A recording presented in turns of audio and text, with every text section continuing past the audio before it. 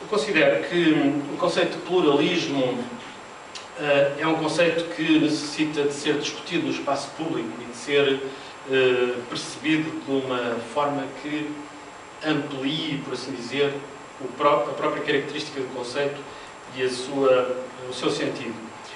Então, o pluralismo nos médias servirá tanto mais e melhor à opinião pública e à cidadania, e, portanto, à própria experiência democrática, quanto mais amplo for o seu espectro. Quando escrutinado apenas do ponto de vista do tradicional sistema político-partidário, que é muito comum na Europa, isso significa que estamos perante uma noção de pluralismo redutora do próprio processo democrático e da experiência dos cidadãos. Vejamos 3 exemplos da história recente portuguesa que identificam, ainda que de modos diferentes, aquilo que acabam por ser essas reduções do conceito aqui referidas. A avaliação do desempenho da televisão do Estado, feita pela entidade reguladora da comunicação no relatório intercalar recente, surgido, por sua vez, em complemento ao anterior relatório de avaliação do pluralismo de 2007, portanto, o segundo divulgado em março de 2008, avaliação que consta de uma deliberação de 2008 também, veio introduzir então esta problemática da questão do conceito de pluralismo, na minha perspectiva, num sentido redutor. E também introduziu uma outra questão que tem a ver, enfim, com uma história portuguesa que vocês, brasileiros, não acompanharam, mas que eu vou tentar explicar minimamente. A questão de uma limitação do comentário político na televisão do Estado, que dá vários anos a esta parte, em termos de programação, está atribuída a apenas 2 comentadores políticos ao longo de vários anos. Portanto, há um comentador do Partido Social Democrata, Marcelo Rebelo de Sousa, e há um comentador do Partido Socialista, António Vitorino, que são, por assim dizer, os partidos do rotativismo governativo em Portugal. Sociais-democratas e socialistas, que são os partidos que governaram no pós-25 de Abril e que têm tendência a governar ad eterno, por assim dizer, em Portugal. Portanto, há 2 comentadores com espaço próprio de comentar, há vários anos esta parte, Marcelo e Vitorino. Sobre esse documento do regulador, apareceu uma opinião pública na imprensa, no Jornal Público, de um politólogo, Pedro Magalhães, que eu acho muito pertinente e que, de certa maneira, pensa o mesmo que eu. Dizia então esse politólogo: se o que está em causa é a expressão e o confronto das diversas correntes da opinião, por que não, por exemplo, dar peso igual a cada partido? E porquê pensar apenas nos partidos e não em associações, grupos de interesse, minorias étnicas, religiosas, orientações sexuais, géneros, idade, ou outra qualquer coisa suscetível de estar relacionada com diferentes preferências e opiniões?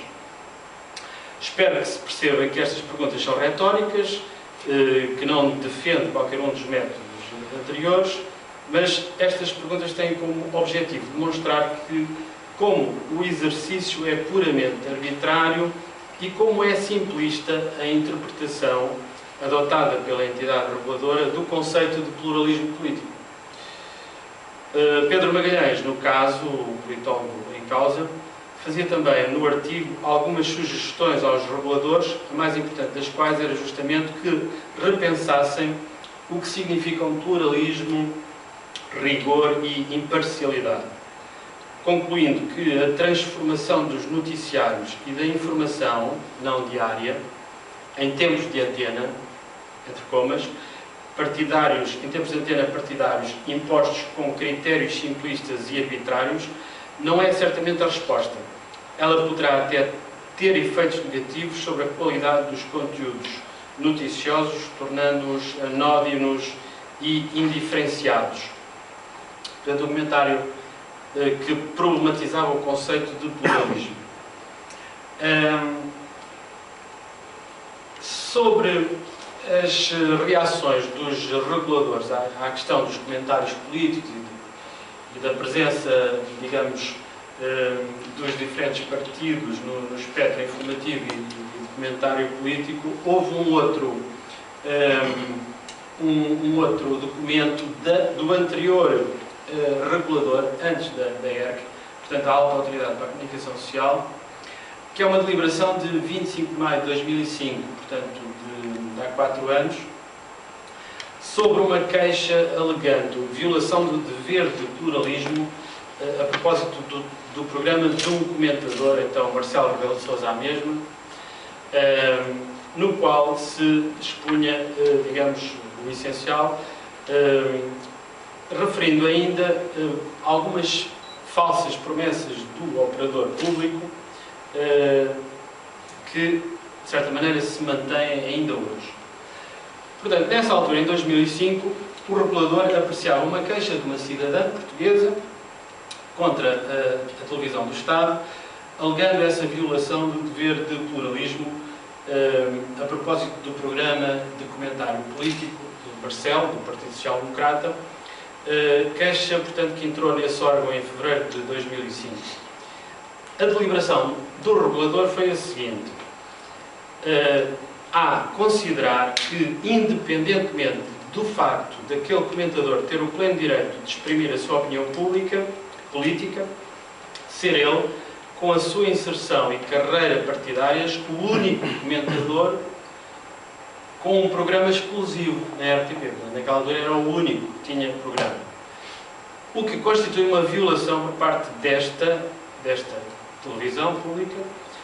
dos seus deveres legais de pluralismo e de abertura às diversas correntes de opinião. Chamar a atenção também do operador de serviço público para a necessidade do cumprimento rigoroso do legalmente estabelecido neste domínio. Instar a RTP no sentido do cumprimento do anunciado propósito do diretor de informação, contido no seu esclarecimento entrado neste órgão em 17 de maio de 2005, de utilizar sucessivos comentadores políticos ao longo da semana. Portanto, havia um compromisso da televisão pública de não ter um só comentador, mas ter um espectro de comentadores representativos do espectro político-partidário. E então, digamos, esse compromisso da televisão, no fundo, e do seu diretor de informação, não tinha sido posto em prática e, portanto, tinha havido um desrespeito relativamente ao regulador nessa matéria. Portanto, havia um instar, digamos assim,